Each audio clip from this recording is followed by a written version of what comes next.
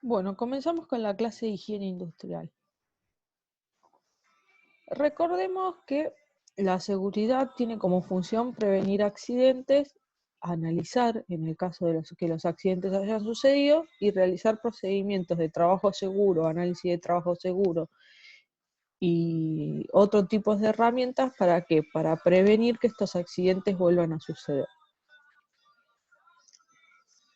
Pero ¿qué es la higiene en el trabajo, la higiene industrial?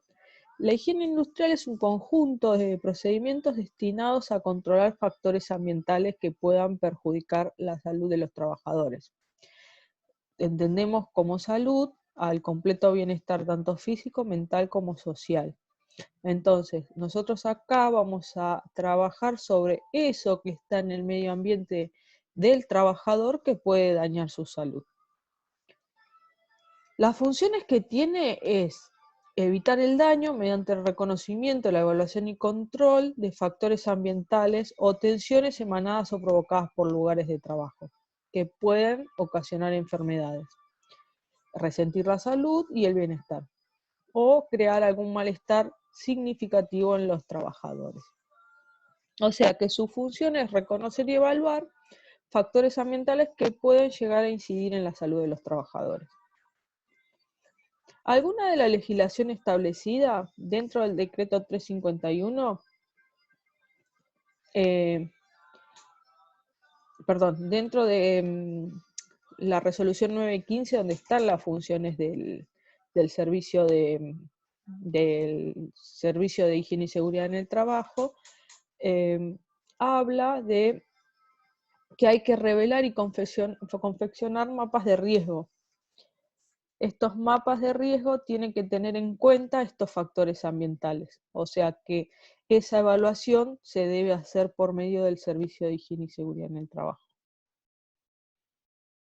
La higiene, si bien tiene 4 ramas que pueden clasificarse en 4 ramas o que pueden distinguirse 4 ramas, su actuación es en conjunto.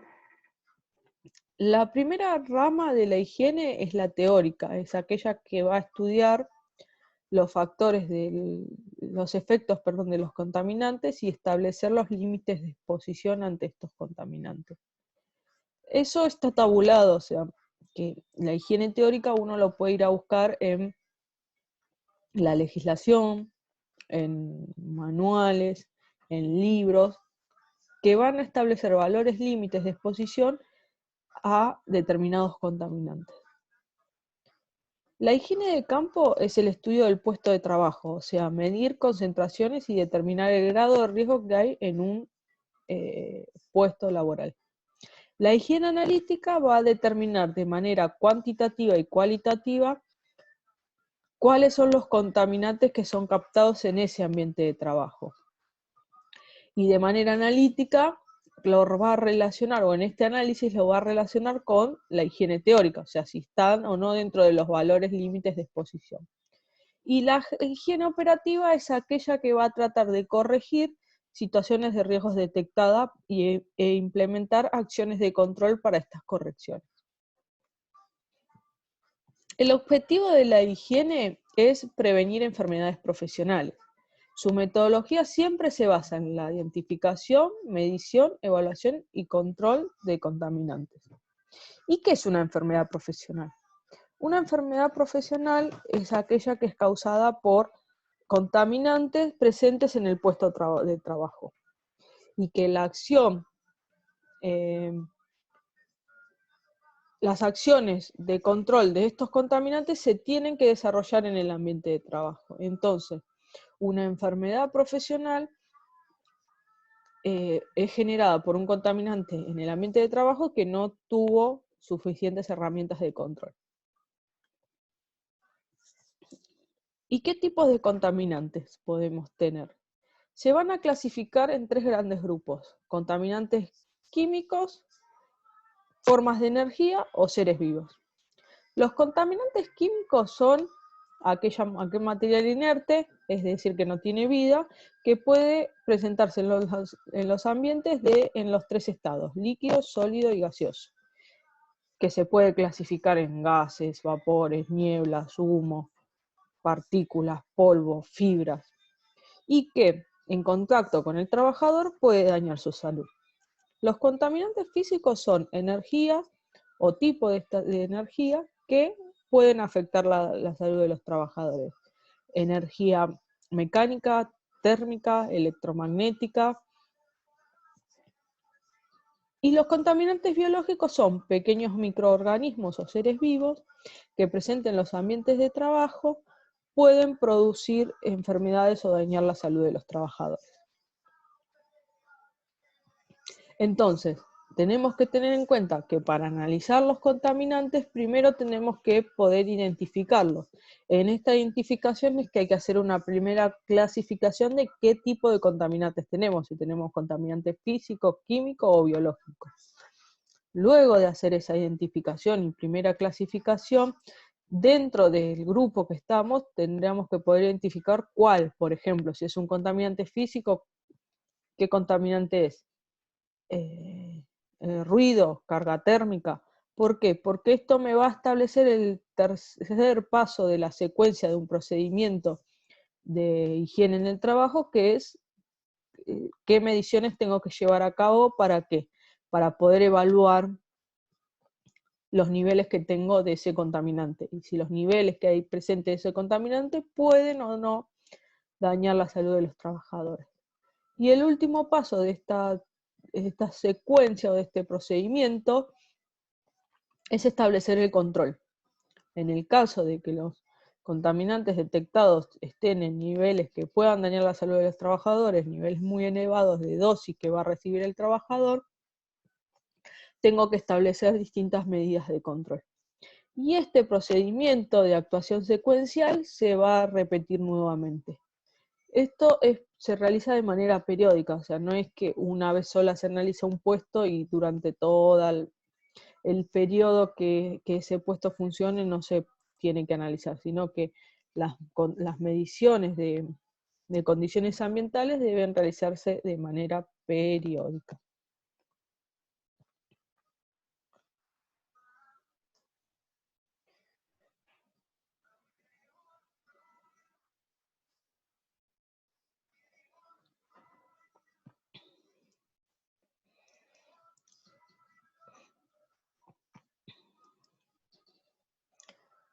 Bueno, continuamos. Identificación, como dije, conocer cuáles son los contaminantes que se encuentran en el puesto de trabajo.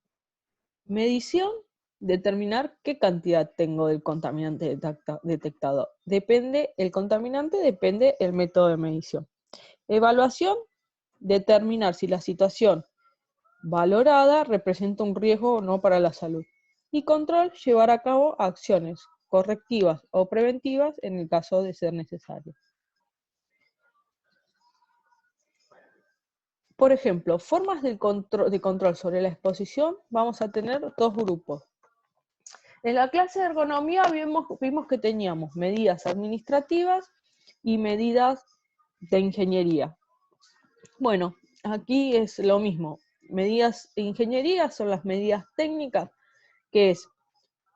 que tienden a eliminar o reducir la concentración del contaminante, por lo tanto la dosis que va a recibir el trabajador. Entonces, puedo actuar en el foco de contaminación, en el medio por cual se va a difundir el contaminante o va a esparcirse por el ambiente, o en el trabajador, o en las tres al mismo tiempo. Las medidas organizativas están relacionadas a lo que vimos de control de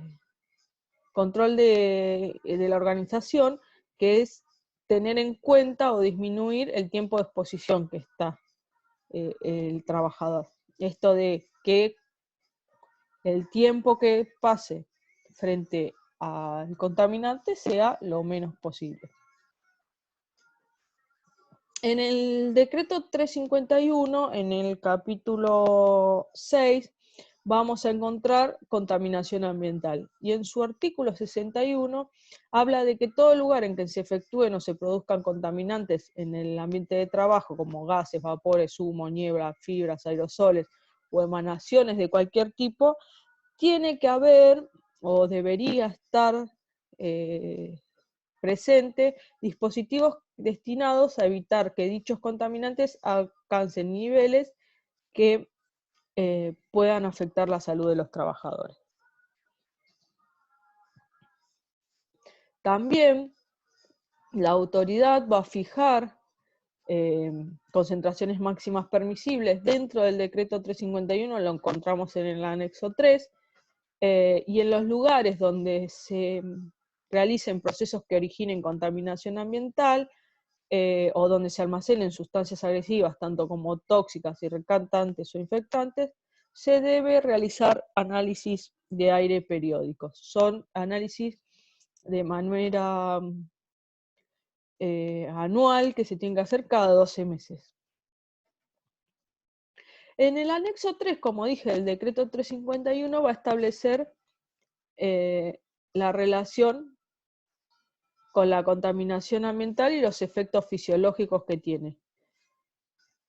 Entre ellos, fijándose en las concentraciones máximas permisibles en los ambientes de trabajo. O sea, estas concentraciones máximas permisibles de los distintos agentes, qué efectos fisiológicos pueden producir en las personas. Y va a definir, este anexo 3, 3 formas de concentraciones que se pueden ponderar o evaluar.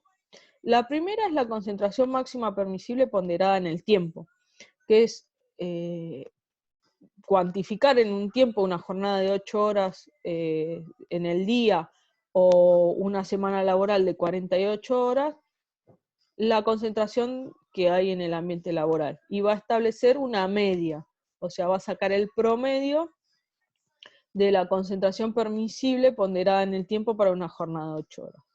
Ahora, si yo ante una sustancia tengo un nivel de exposición mayor, por ejemplo, que la que me permite la concentración máxima permisible, puedo pensar en tener concentraciones máximas permisibles en corto periodo de tiempo.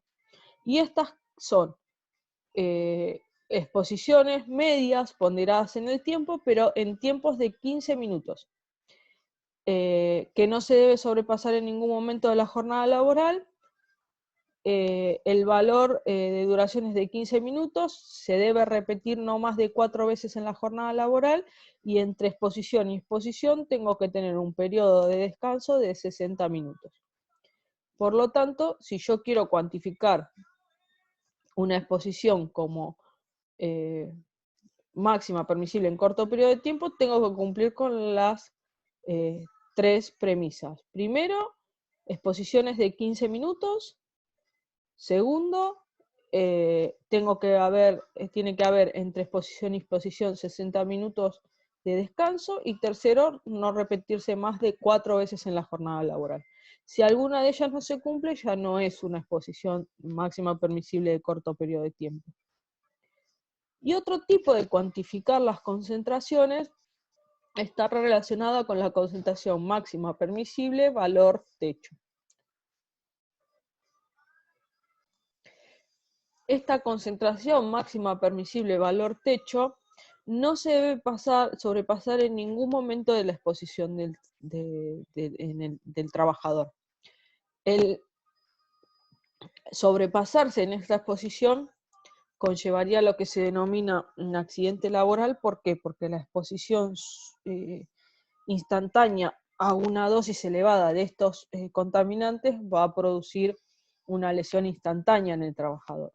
Estas concentraciones máximas permisibles de valor techo están estipuladas para aquellos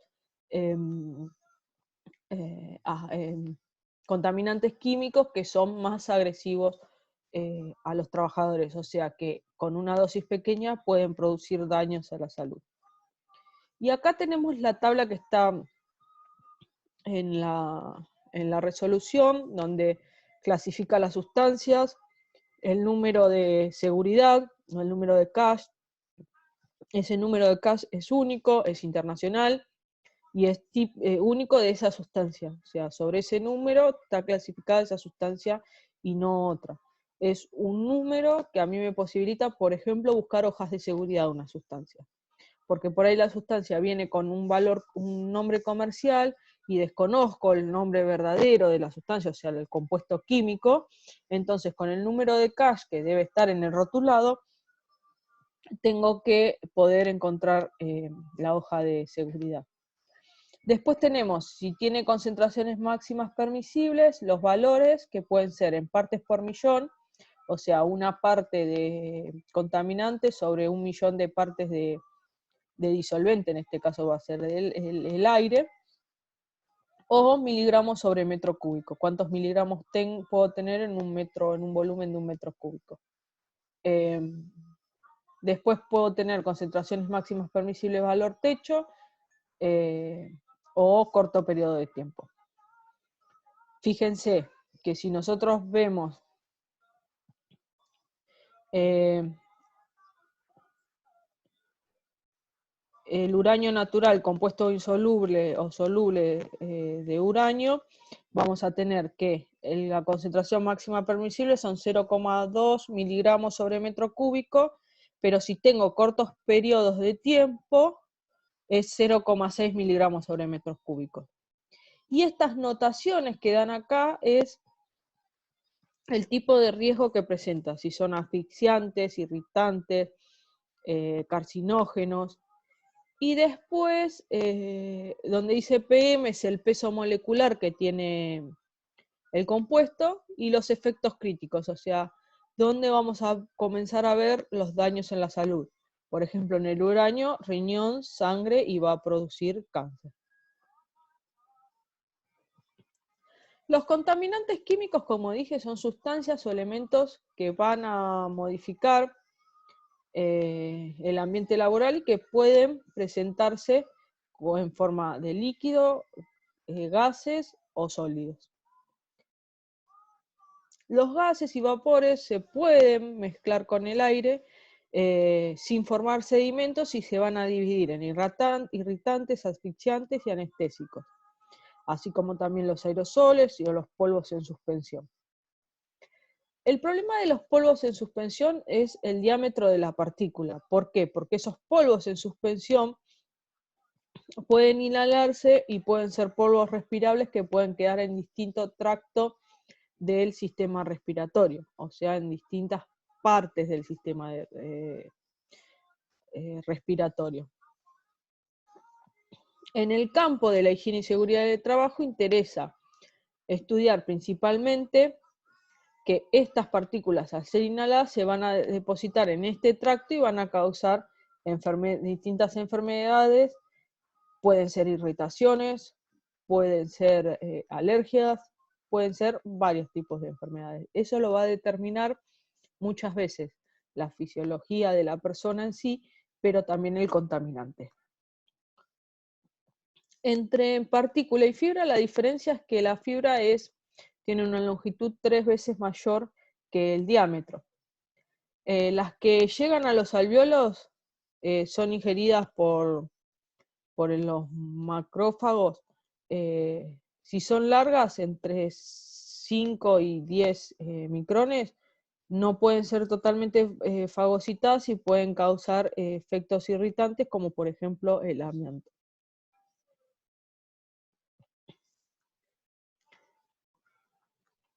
El grado de agresión de un contaminante va a depender de qué, de la concentración de la sustancia en el medio, de la forma que ingresó en el organismo, de la toxicidad propia del producto, del tiempo durante el cual el trabajador estuvo expuesto y del efecto que va a producir en el organismo. Las formas de ingreso en el organismo por lo general son 4. Por inhalación, o sea, por vías respiratorias, por el solo acto de respirar o de estar en un ambiente donde está ese contaminante y lo respiro. Por contacto en la piel, acuérdense que la piel es impermeable, o sea, va a absorber partículas del medio. en el caso de estar en contacto, estar en un ambiente laboral donde estén presente contaminantes, puede ser que estos contaminantes se depositen sobre la piel o se viertan sobre la piel como un líquido, por ejemplo, o un gas también puede ser que tenga contacto en la piel.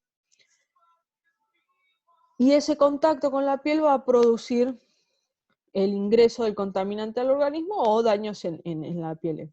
Por ingestión, o sea, por deglución, por pasar al tracto digestivo. Es una de las formas de ingreso menos observadas, pero que suceden, y generalmente suceden o por bromas o por procedimientos de trabajo que no son seguros. Por ejemplo, comer en el puesto de trabajo, fumar en el puesto de trabajo, beber en el puesto de trabajo. Y otra forma de ingreso es parenteral o por heridas abiertas, que es más fácil que para ingresar. ¿Por qué? Porque tengo dañada esa barrera de la piel. Por vías respiratorias, el ingreso se va a realizar por el solo hecho de respirar. Vamos a tener la división del sistema respiratorio en distintas partes. La primera parte es la que va desde las fosas nasales hasta los bronquios y corresponde a un sistema de conducción encargado de infiltrar y entibiar y conducir el aire.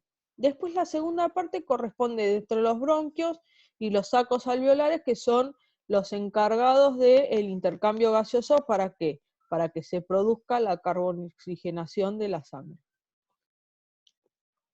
Como vemos, la primera parte sería desde la extractoráxica hasta el bronquio, y desde el bronquio hasta el sistema alveolar sería la segunda parte. También se puede llamar, vamos a ver que más adelante tiene una parte primera, una parte segunda y una parte tercera, donde se va a depositar los contaminantes según cómo es el ingreso. La primera parte es la respirable, la segunda parte es la bronquial y la tercera parte es la alveolar. Entonces, puede ser que según el diámetro de la partícula se deposite el contaminante en cualquiera de estas partes del sistema respiratorio. El efecto que va a producir las partículas, sea cual sea su tamaño, es: si son partículas insolubles y ingresan al tracto respiratorio, se van a acumular en las vías respiratorias provocando neumoconiosis, que es una inflamación y un proceso de cicatrización de los tejidos. ¿Por qué? Porque esa acumulación de partículas, el organismo lo toma como un cuerpo extraño y trata de fagocitarlo. Si son insolubles, no lo va a poder fagocitar, o sea, no lo va a poder, ¿cómo puedo decir? No lo va a poder, hablando mal y pronto, comer, o no lo va a poder desarmar, no lo va a poder deglutir, no lo va a poder pasar a que forme parte del sistema y pase al sistema circulatorio y sea filtrado y todo. Entonces va a quedar depositado en ese lugar y va a producir lo que se conoce como neumoconiosis. Si la partícula es soluble, o sea, se disuelve en agua, se va a producir esta fagocitación, se va a disolver, ahí está, me salió la palabra, no me salía. No lo va a poder disolver el sistema en el caso de los insolubles, pero los solubles sí lo puede disolver. Y en esa disolución va a pasar al torrente sanguíneo y va a producir un envenenamiento sistémico. Puede producir un envenenamiento sistémico. Más adelante vamos a ver qué diferencia hay entre lo sistémico y lo local. Fundamentalmente, en el caso de partículas insolubles, es determinar dónde se produce el efecto y qué fracción de interés voy a tener que tener controlada. Esto va a ser característico de la partícula. Por ejemplo, tamaños de partícula con un diámetro aerodinámico, o sea, un diámetro equivalente de partículas de 100 micrones, van a permanecer muy poco tiempo en el aire y van a ser polvo sedimentable, van a caer rápidamente en el piso, entonces es muy difícil que sean inhalados. Entre 100 y 20 micrones va a penetrar, son retenidos por la parte extractoráxica o nasofaringia, la nariz y la faringe, por los pelitos de la nariz, por la mucosidad que tenemos en la nariz, va a retener estas partículas.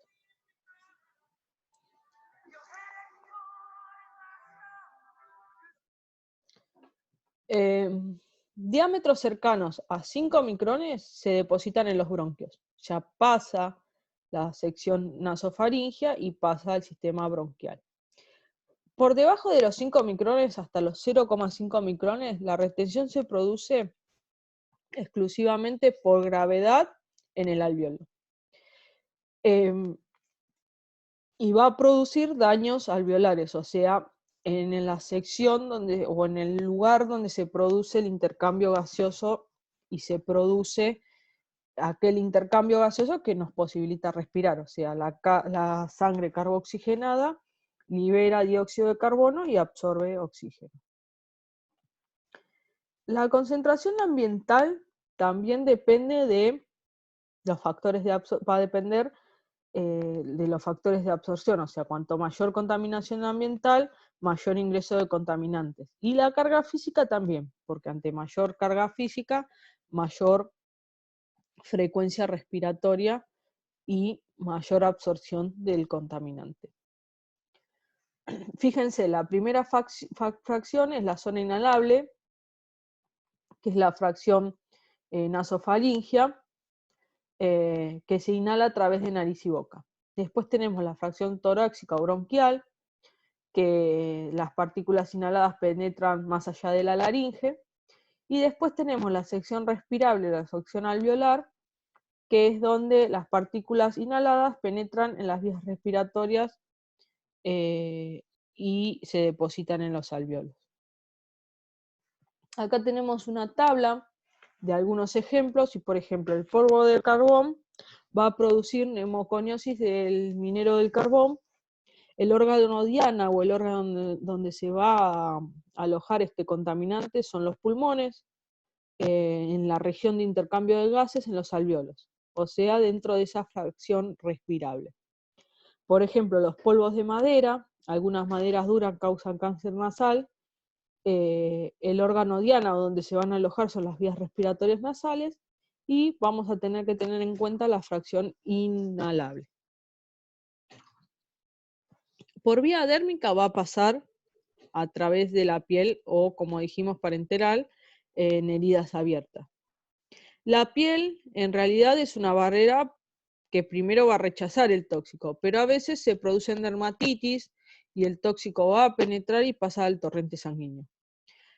Comúnmente ocurre cuando se trabaja con anininas o con insecticidas, con órganos fosforados, con órganos clorados también. La vía digestiva es como dije, es la de menor importancia, pero conlleva muchas veces a prácticas de trabajo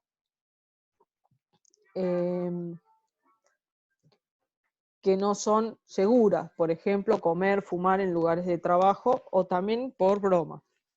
Y se ingiere por accidente una sustancia que es tóxica. ¿Y qué es la toxicología? La toxicología va a estudiar los efectos de tóxicos en un organismo o en los seres vivos. Un tóxico es una sustancia externa que entra en contacto con un organismo y que puede producir alteraciones en este organismo, incluso la muerte. El veneno se lo designa al tóxico que penetra en el organismo de forma intencionada.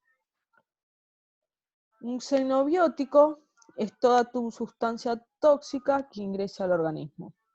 Y una intoxicación es el efecto que produce en el organismo como consecuencia de la penetración de una sustancia tóxica o un xenobiótico.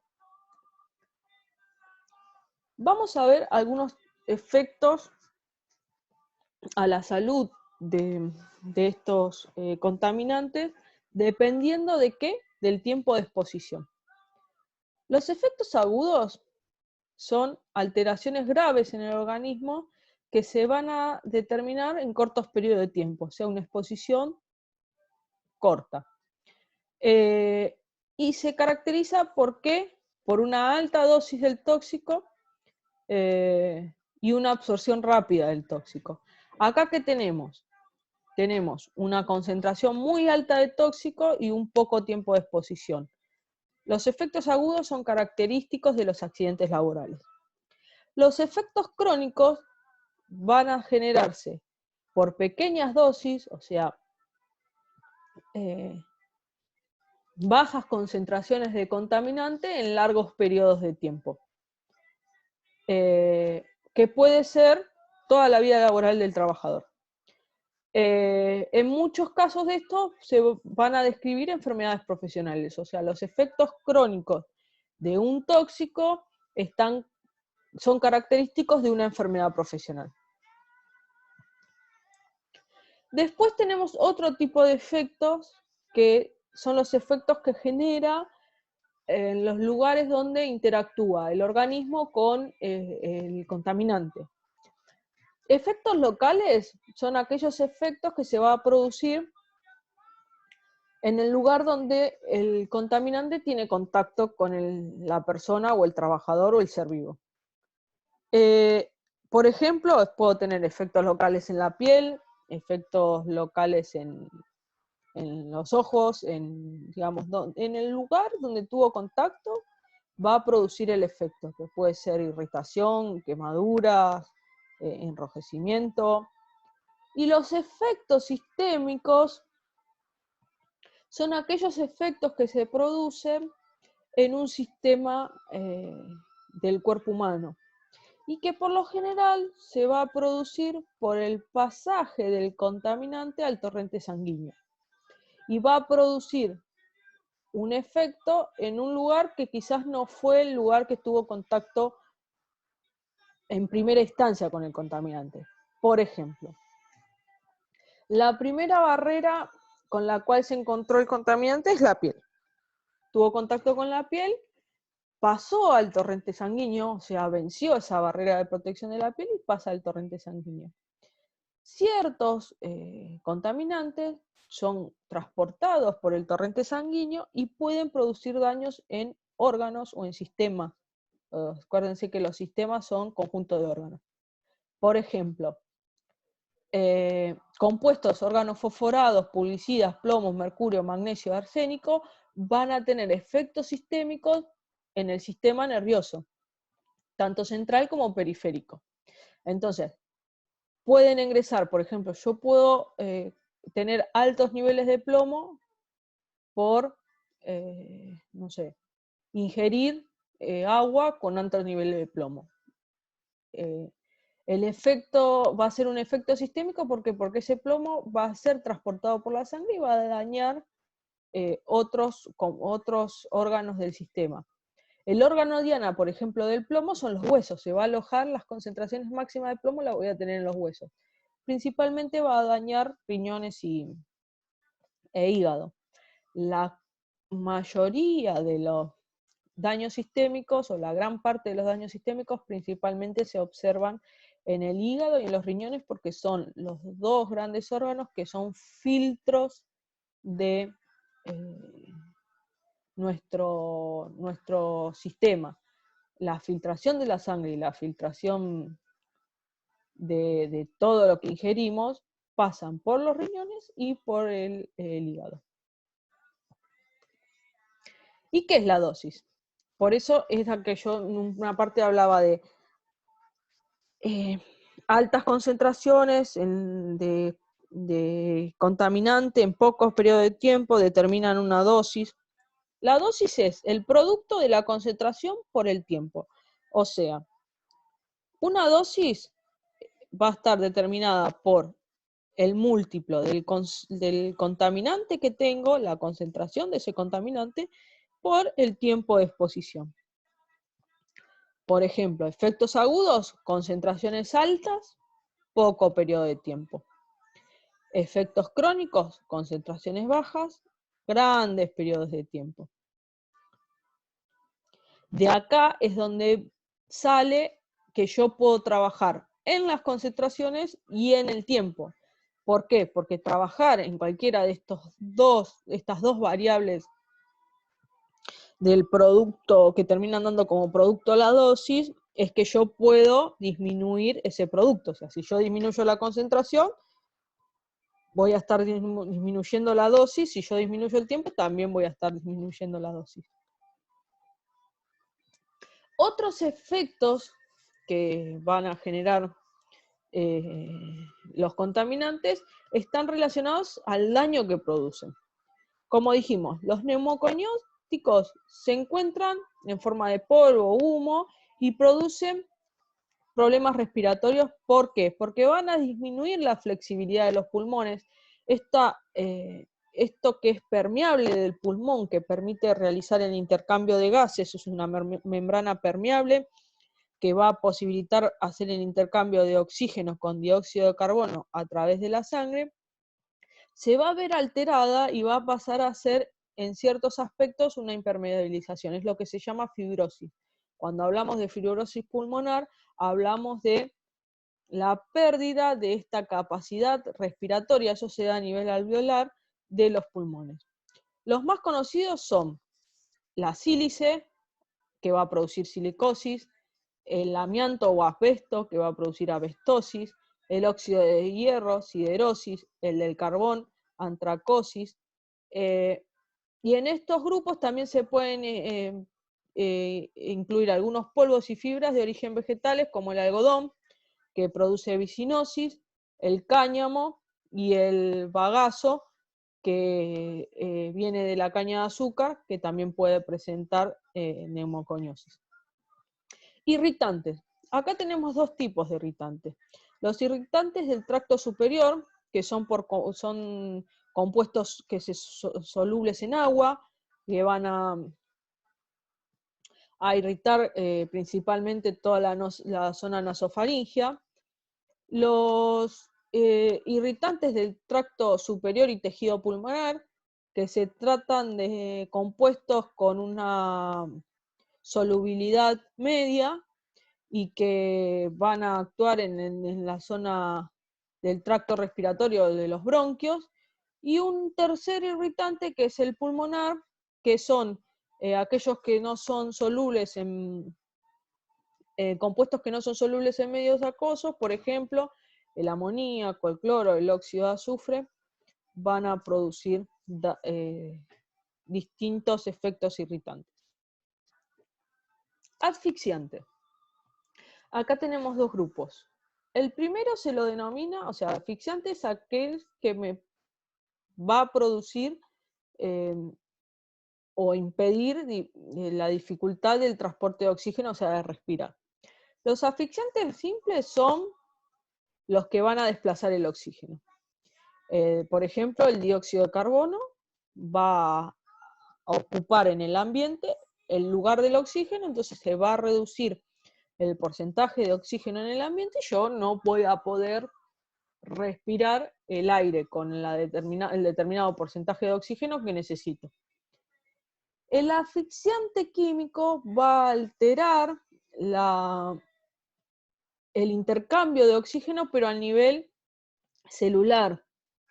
O sea que va a provocar la falta de oxígeno del sujeto, pero no por no poder respirarlo, sino a nivel celular las células no van a poder tener el oxígeno suficiente para vivir y van a ir muriendo células. Acá tenemos el monóxido de carbono.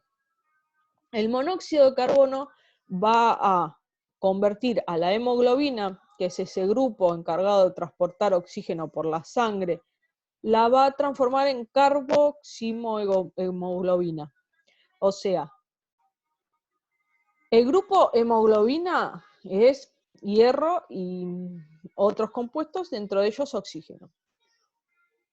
Este compuesto va a tener más afinidad con el dióxido de carbono, perdón, con el monóxido de carbono que con el oxígeno. Entonces, ante la presencia de monóxido de carbono, el compuesto de la hemoglobina no va a tomar oxígeno, sino va a tomar monóxido de carbono. Y el oxígeno no le interesa más el monóxido de carbono.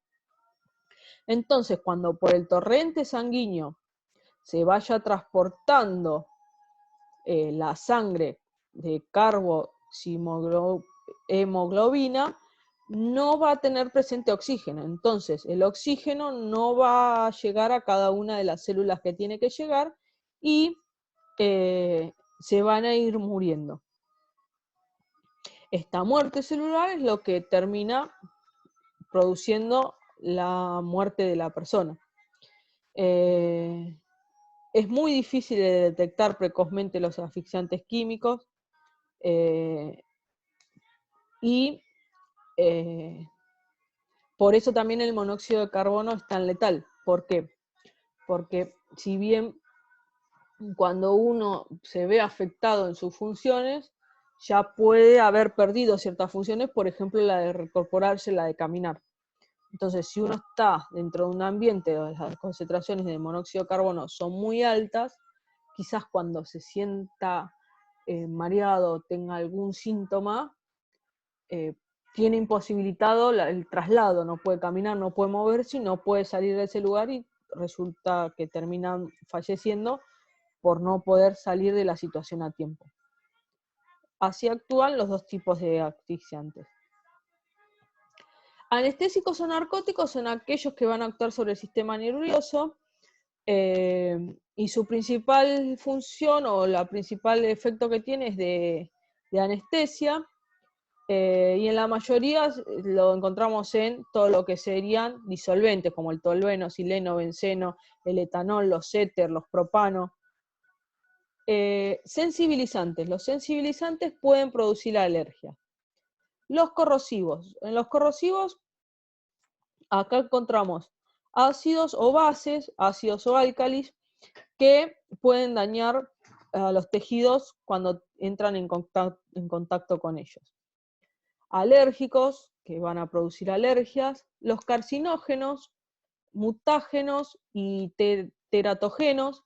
Los carcinógenos van a producir cáncer. Los mutágenos van a producir mutaciones en las descendencias y los tetarógenos lo que van a producir es imposibilidad de reproducirse. Los sistémicos o generales son aquellos grupos que pueden generar daños a sistemas nerviosos, frecuentemente riñones o hígado.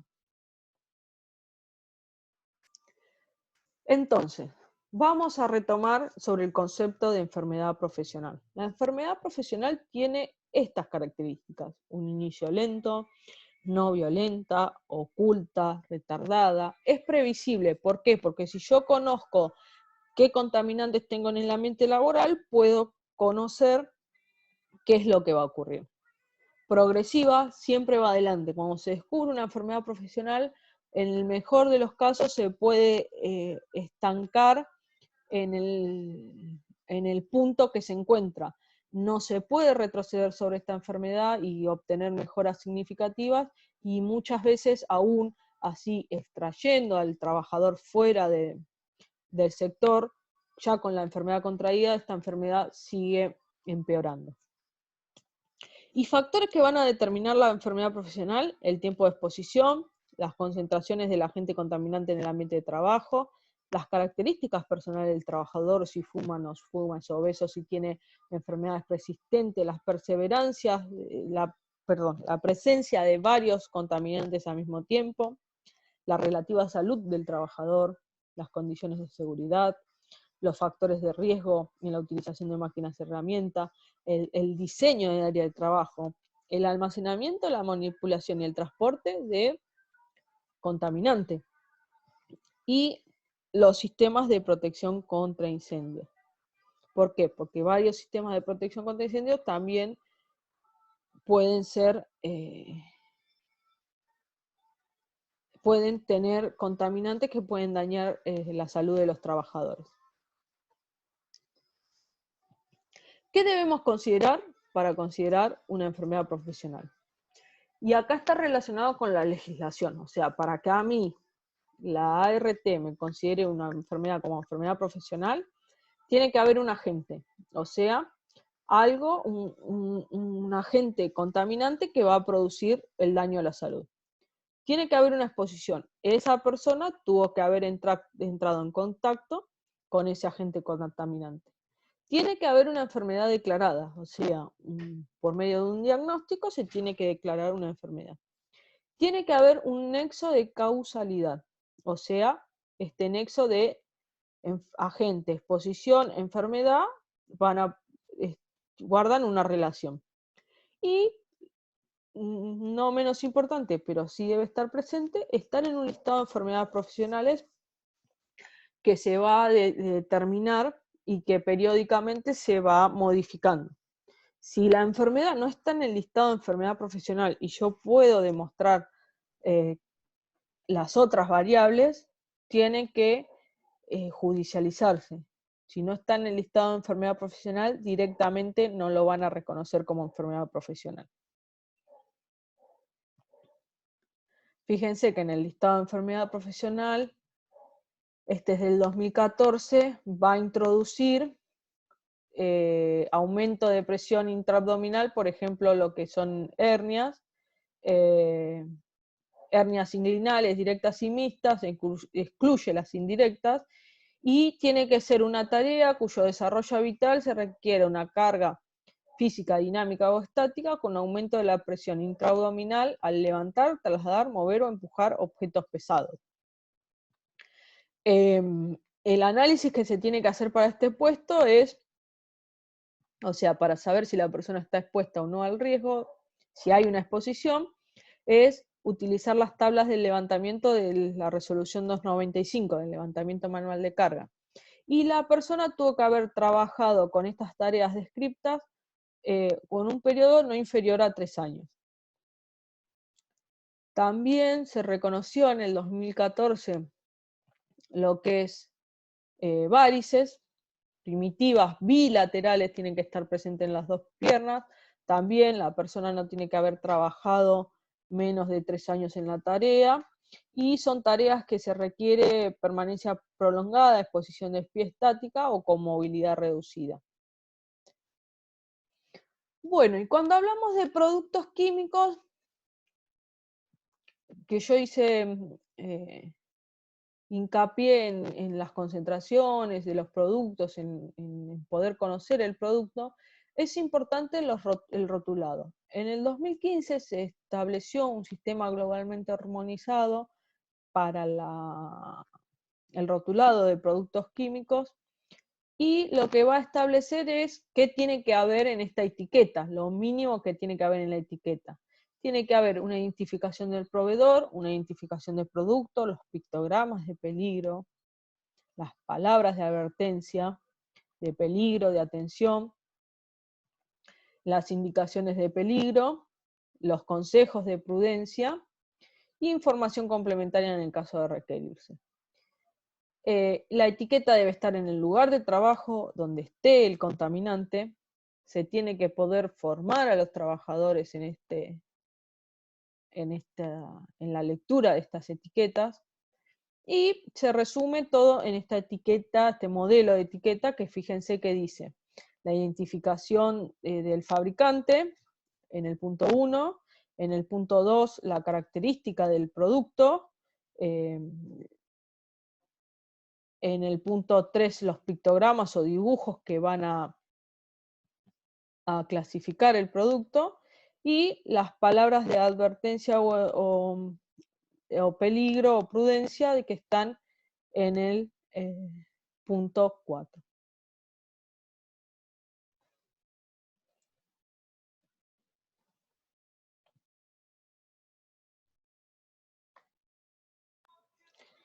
Bueno, ahora vamos a ver un aspecto relevante para la higiene, además de todo lo que hablamos de contaminante, que es la iluminación. La iluminación es o está relacionada con toda radiación o onda electromagnética que se va a propagar en el vacío y es capaz de se percibe por la vista. El ojo humano puede percibir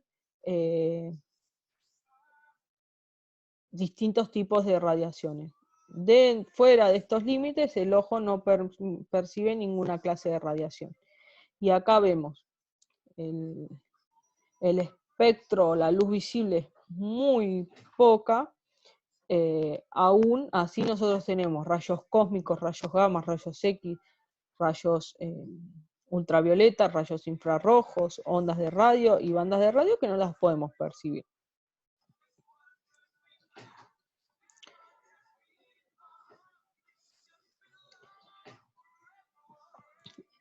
Algunos conceptos básicos están relacionados con el flujo luminoso, la intensidad luminosa, la iluminancia y la luminancia y el rendimiento o eficiencia luminosa. Estos son magnitudes a evaluar de la iluminación en sectores de trabajo.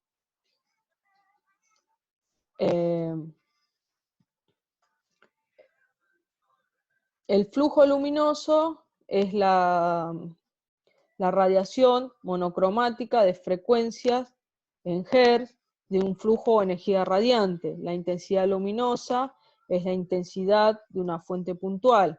El nivel de luminosidad es el nivel luminoso que se mide en lúmenes. La intensidad se mide en candela. El flujo se mide en lúmenes también.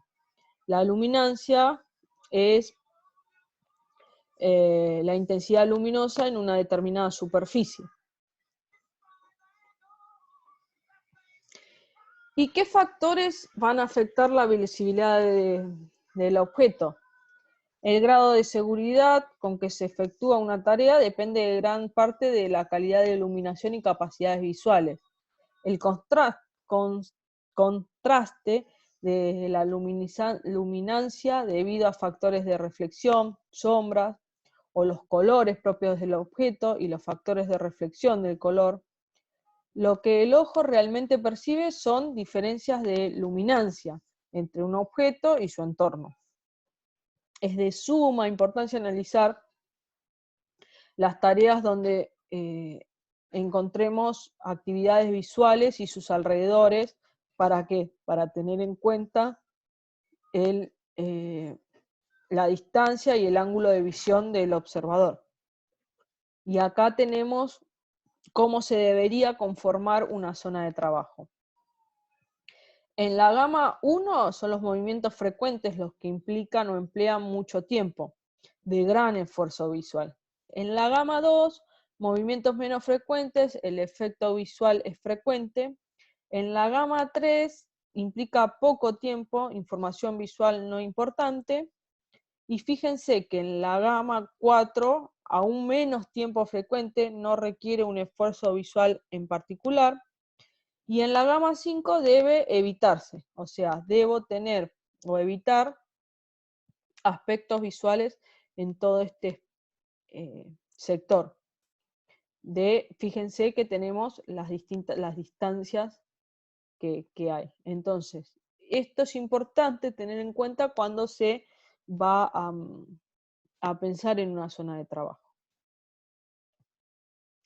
Factores que determinan el confort visual es la iluminación uniforme, la iluminación óptica, la ausencia de brillos y deslumbrantes, la condición de contraste adecuados, los colores correctos y la ausencia de efecto estroboscópico. El efecto estroboscópico es el que se produce cuando prende y apaga o titila, lo que uno dice titila la luz. Ese efecto debe evitarse. Un luxómetro es un equipo que permite medir distintas variables de la iluminación. Dentro de ellos el nivel de iluminación. Es un equipo que va a tener una célula sensible a la luz y que va a determinar los niveles el nivel de iluminación. Puedo cuantificar en lúmenes el nivel de iluminación y determinar si es el correcto. El correcto según qué, el decreto 351. En el anexo 4 hay un capítulo de iluminación y color donde habla de que la intensidad mínima de iluminación medida sobre el plano de trabajo ya sea este horizontal o vertical u oblicuo, deberá estar establecido por esta tabla. Y según la tarea que se haga en ese lugar de trabajo, es la cantidad de iluminación que tengo que tener. Por ejemplo, en un lugar donde tengo una oficina, trabajos medianos, mecánicos y manuales, inspecciones, montajes, trabajos comunes de oficina, tal como escritura y archivo, debo tener entre 300 a 750 luces. Esa medición yo la tengo que tratar de tomar, ese nivel de iluminación o nivel de iluminación la debo que tratar de tomar con un luxómetro. En la tabla 2 voy a tener otro nivel de iluminación, pero acá lo va a determinar por tipo de edificio o local. Por ejemplo, qué niveles de iluminación tengo que tener en una vivienda, y va a discriminar los distintos sectores de una vivienda y cuál es el nivel mínimo de iluminación que tengo que tener. Como dije, el efecto estroboscópico es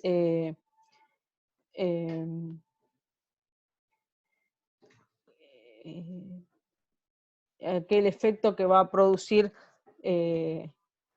cuando titila una luz, es prácticamente imperceptible, pero en una industria donde existen máquinas funcionando, impulsadas a motores eléctricos, puede resultar peligroso.